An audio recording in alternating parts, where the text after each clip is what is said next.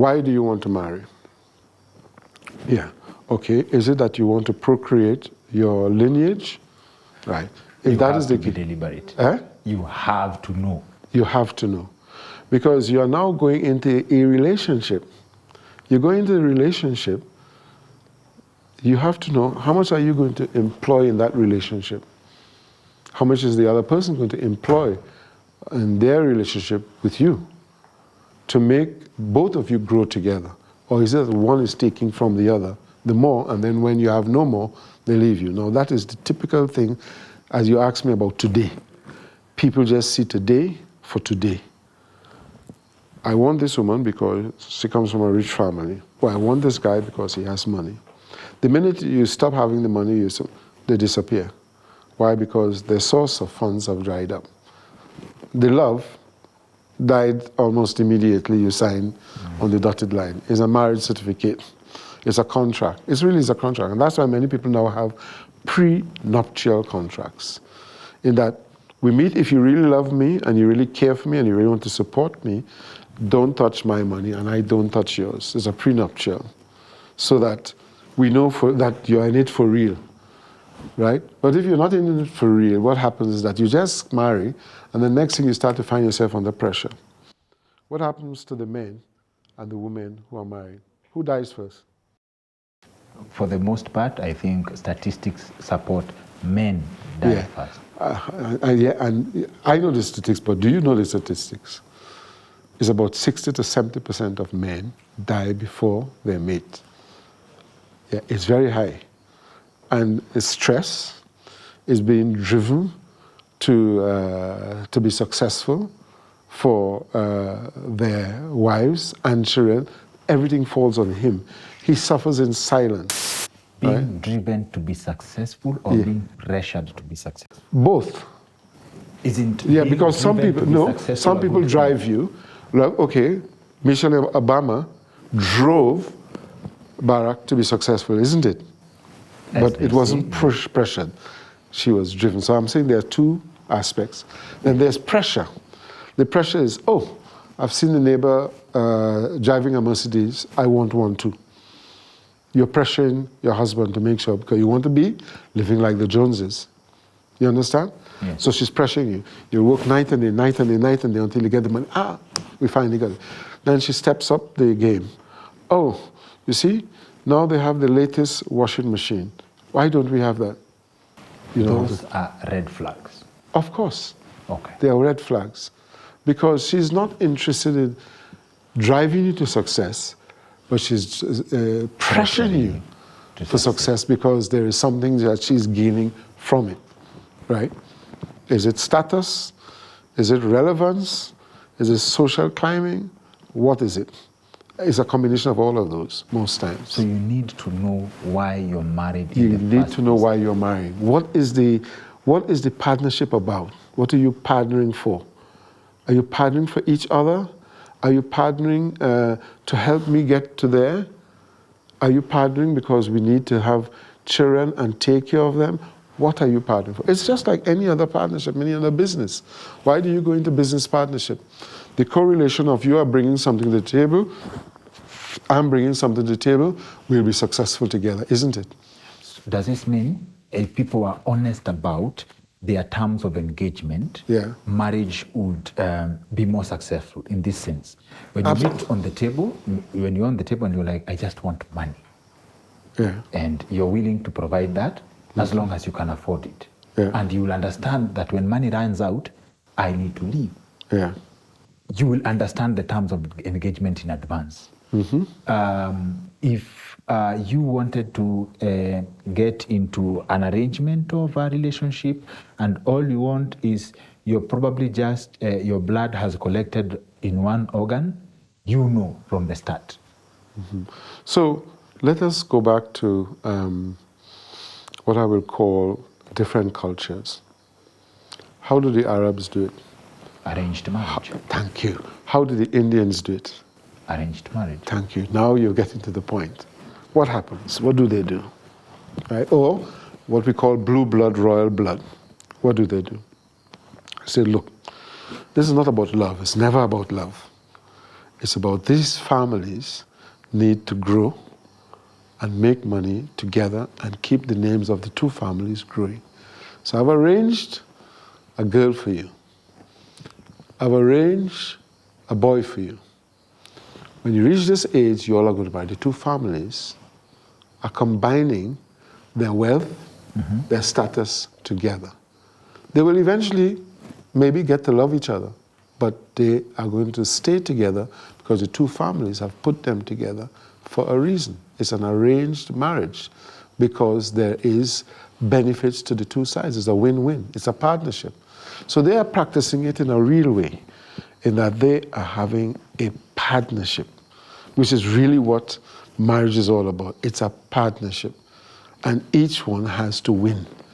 Each one has to gain if it is a real partnership, because the success of you both are going to create, a success for the unity of the two sets of people. So the idea of meeting in a club and you all of a sudden love each other is a lie. It's a lie. It's all nonsense. You are targeted.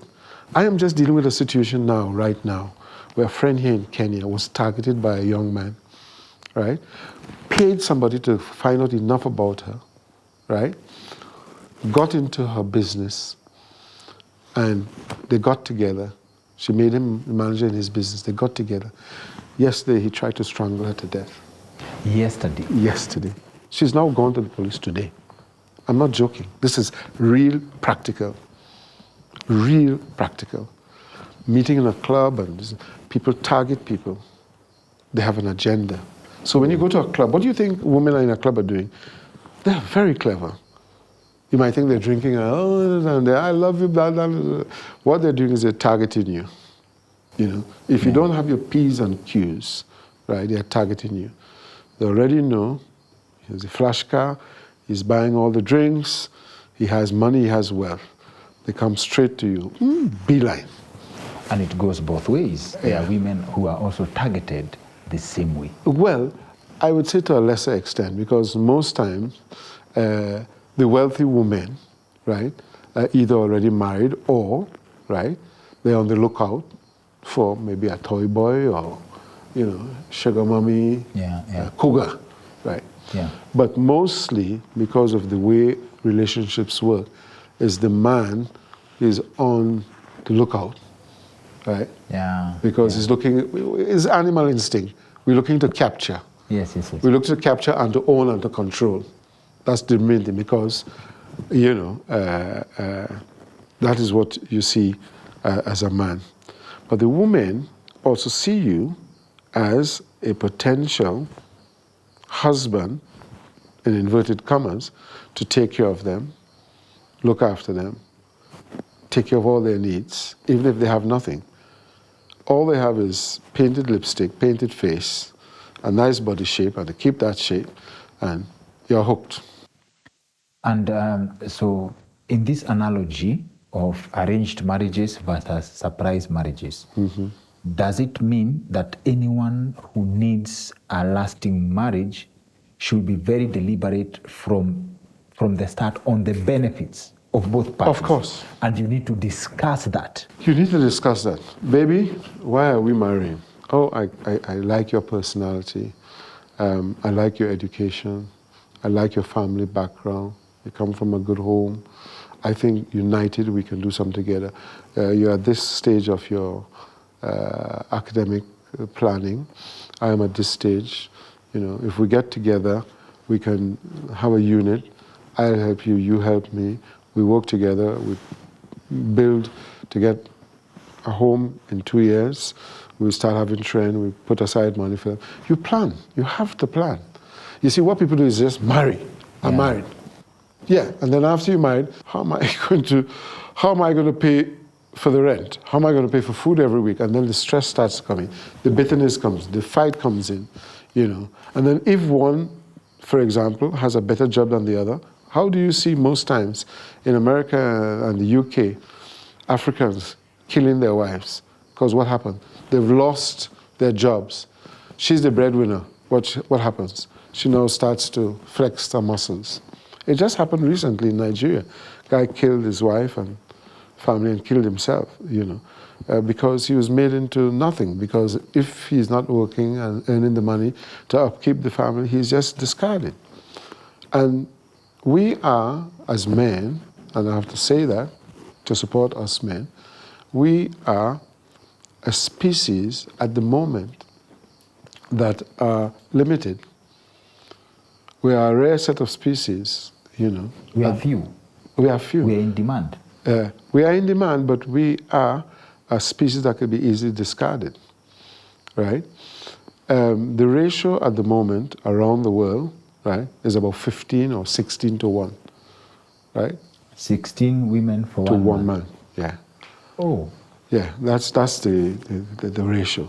As in, ideally, if the world was to stop and we divide each other equally, one man should have 16 women. Yeah, probably, right? Okay. So there's competition, but then there's pressure. So there's pressure to have a man, to hold a man, and to ensure that that man provides. So you know, once you get into the cycle of this marriage, and you have not prepared for it, you are on a hiding to nothing, because you are going to be pressured. Everything is you. You walk through the door, it is the children, the school, the grocery, the fridge, this not working, that not working, this, that. You are responsible for everything, because that was the marriage contract you made. Should there be a balance in provision, in providing? Isn't it natural for the man to provide? Yeah, we go with that false premise that is natural for the man to provide. Why does the arranged marriage work so well and for so long in Arab culture, Indian culture, and others? Doesn't the man provide in that context? No, both families are there to support the unit and the unity. Both families, they marry in to ensure that, you know, this marriage is a success because there is a partnership. I just said it before. It's a partnership. They can see the future. It's a partnership. They want these two families know that they both have to contribute to make sure that their lineage and the growth of their, you know, their wealth grows together. I subscribe to a different philosophy of we are equal in value but different in responsibility. Okay. In this sense, in a partnership, it's a commitment of different strengths. Right? You probably cannot compete in providing, but you can add value in this sense. Maybe you can't match up my level of finance or the vice versa, but there's a way you can complement me providing. Sure. That philosophy also works. The fact of the matter is, okay, most women are nurturing and caring, so naturally they take the role of nurturing, looking after the children, and also perhaps nurturing, you know, the husband to make sure that he's stressless. That's if they apply what they're supposed to apply in complementing. And the man can feel comfortable to say, okay, we're not matching equally in terms of work or finance, but you're playing your part and I'm playing my part. And therefore the two meet in the middle, right? But when it's one-sided, which is normally what it is, because as I said, women target men who will provide them forever and a day. And the minute you stop, they leave. It is statistically what is going on. Okay. When you're talking about what's happening modern day to day, rather than how, you know, your parents lived with each other till death do us part, right? The current modern people are not thinking that way, till death do us part. No, the minute he stops making money, they talk to their friends, I'm gone. So they don't have the same moral attitude, the same value system that we had of a particular age ago. A particular age ago, there was helping each other, working together, bringing up the family together, seeing them successful. We have done our job. Yeah. Today, it is, and I'm sad to say this, I've seen it in Kenya a lot. I see, since I've been around, almost every young lady I meet, no matter how young they are, they have one child. Is that a good thing or a bad thing? It's a bad thing. Because why? There was no relationship planning. They just wanted to have, I have a boyfriend, or I have a man. Then as soon as they've had the child, the man has disappeared. Is it my cleaner? Is it my manager of the estate? All of them have the same story. And they come to me with their stories. It's because it all ties back to no relationship plan. Exactly. They just, it's just a trend. Oh, I have a boyfriend. Fine. What does he do? How is he going to support you? What are you planning to do together? Just to say you have a boyfriend? What does that mean? Really, what does it mean?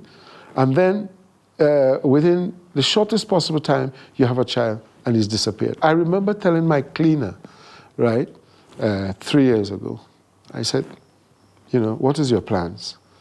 Oh, I don't know. Then the next thing I heard, oh, she has a boyfriend. Then the next thing I heard, she had a baby. Then the next thing I heard, he has left. And every week or month, she's begging me for money for the child. Just last week, the child is sick. She couldn't go to work, etc., etc. And I said, but I told you. Why did you get yourself into this? How do you plan? No, but it's just the fun for the moment. And then at the end of the day, the responsibility is left on them. Can we put a blame somehow on lack of information? I know. No, lack of parenting. Because if they were parented properly by their older parents, they will do exactly what the Indians and Arabs have done, prepare them for the world ahead, marriage, and a life ahead. Not lack of information, lack of proper parenting. Because everything has to do with the responsibility of parenting. I parent my children, and I made them in a particular way. Right? And I gave them all the ideas for survival. Like, all of my children do martial arts, including my daughter. She's a kickboxer. The one in Nigeria now, she's boxing. So you must have survival skills. At what age do you train them in martial arts after they are past the age of caning? Like 6, 7. Yeah. My last daughter, she kicks you go from here to there. You weren't worried that they would turn on you one day, especially. No, it's not about turning. No, it's not about turning. Discipline. It's about getting them prepared for the world of work, because anything can happen to a parent. So you have to provide for them, all the necessary skills to survive. That's the main thing. And part of 7. Yeah, of course. Because I'm traveling around. I don't want to come and have to beat somebody, parents up, for somebody hitting my child. So you have to know to defend yourself. At least even if it's to run away and come back, right?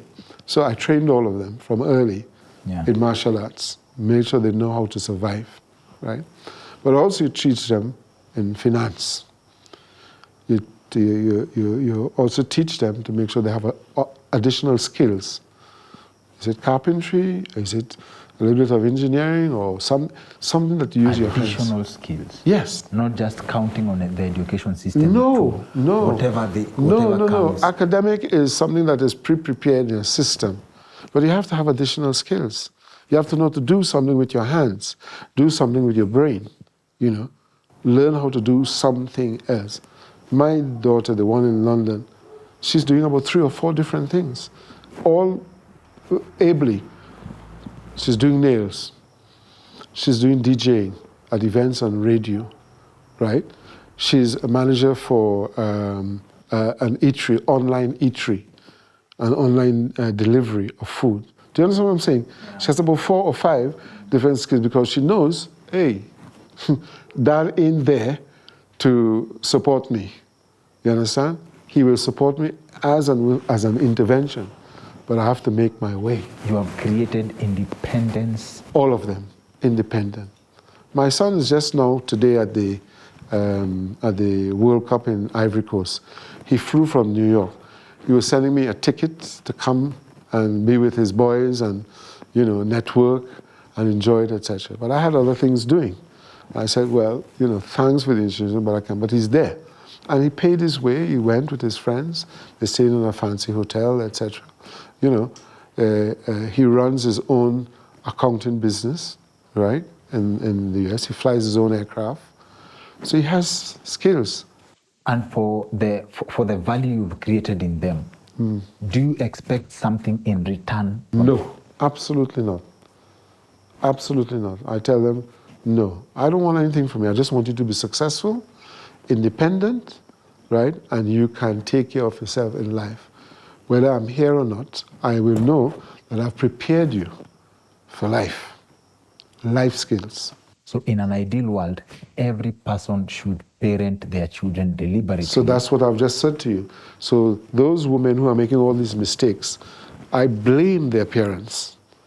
Because you see... Not the men who are making them pregnant. Not the men, because even the men who are making them pregnant, there's wrong parenting as well. There's also wrong parenting. How do you go out and make someone pregnant and you're not responsible for that child? You know, it's wrong parenting. Bad parenting as well, yeah. As a matter of fact.